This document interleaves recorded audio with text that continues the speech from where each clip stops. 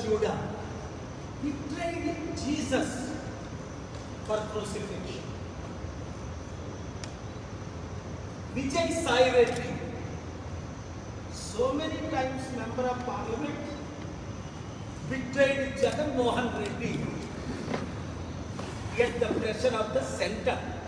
Now meeting Jagan's sister and Jagan's enemies to target Jagan Mohan Reddy to destroy his political future. యేసు ప్రభువుకు 12 మంది శిష్యులు ఇస్కరియోతు యూదా అనే మోసగాడు యేసు ప్రభువునే సిలువ కొరకు అమ్మేశాడు. ఈ కాలంలో మంచోళ్ళు ఎక్కడైనా ఉన్నారా అంటే ఇంటిలో భార్యని నమ్మలేని పరిస్థితి, భర్తను నమ్మలేని పరిస్థితి, తల్లిదండ్రులను నమ్మలేని పరిస్థితి. ఇప్పుడు జగన్మోహన్ రెడ్డిని సంపూర్ణంగా సర్వనాశనం చేయడానికి పవన్ కళ్యాణ్ వేసిన స్కెచ్ ఆర్ఎస్ఎస్ బీజేపీ ద్వారా విజయసాయి రెడ్డి బీజేపీలో చేరుతానన్నా చేరుకోకుండా అడ్డుకున్నాడు పవన్ కళ్యాణ్. జగన్కి విరుద్ధంగా ఎప్పుడుగా మారితే మీకు బీజేపీలో స్థానం ఇస్తాం, టీడీపీలో స్థానం ఇస్తాం, లేదా పవన్ కళ్యాణ్ పార్టీలో స్థానం ఇస్తామని ఆఫర్ ఇచ్చారు విజయసాయి రెడ్డి. విజయసాయి రెడ్డి ప్రాణంకి భయపడో, అరే వివేకానంద రెడ్డి లేడు లేపేశారు, నన్నంతా నన్ను లేపేస్తారని పవన్ కళ్యాణ్ టీడీపీ బీజేపీలో చేరలేదా, లేదా కొంచెం నీతుంది ఎందుకులే నేను జగన్కి ఇప్పుడు వ్యతిరేకంగా టైం వచ్చినప్పుడు చూద్దాం అని వెయిటింగ్ లో ఉన్నాడా? చాలా మంది వెయిటింగ్ లో ఉన్నట్టు.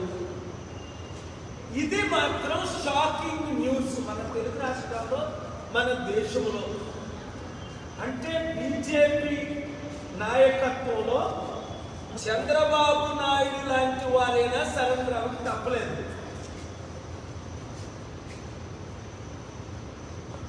సరెండర్ అవ్వనోళ్ళందరినీ ఎలాగ లాలూ ప్రసాద్ యాదవ్ని జైల్లో పెట్టారో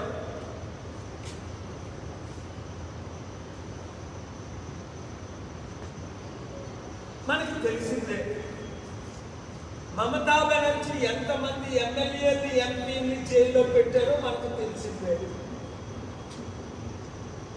ఈరోజు జగన్మోహన్ రెడ్డికి బీజేపీ వైసీపీ ఎంపీ అయిన ఆర్ కృష్ణయ్య రాజీనామా చేయించక ముందే నేను చెప్పాను, ఆర్ కృష్ణయ్యని బీజేపీ తొత్తుగా వాడుకుంటారు అని.